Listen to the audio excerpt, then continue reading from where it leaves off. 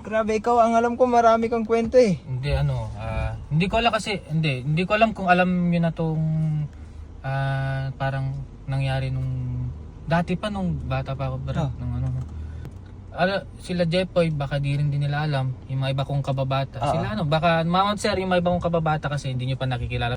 Pag pakilala ko sa inyo, yun nga yung yung sinasabi ko, 'di ba kilala mo naman sila lola at lolo ko? Sila Mrs. Daddy yun, tapos sila tita ko. Yung lola ko din, yung mama ni Mami Sisi, lola ko sa tungod. Lagi ko nakikita din. Kasi dati Josh, sa totoo lang, napagkakamalang manananggal yung lola ko, lola ko sa tuhod, si nanay. Kasi lagi kami may naririnig dito na chismis na si ganito ganyan, ganyan yung tungkol sa hindi naman yung totoo.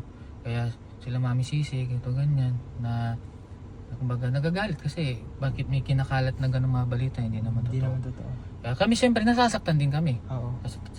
Nasasaktan din kami kasi ayaw din namin naman yung gano'n. Kaya minsan hindi lumalabas si lola ko. Bakit? Siyempre Takot. Siyempre ayaw niya yung makarinig ng mga kaya minsan nalulungkot na lang siya, nade-depress na lang siya kasi kada labas niya may mga naririnig siyang mga pinagtitinginan siya ng mga tao, di ba?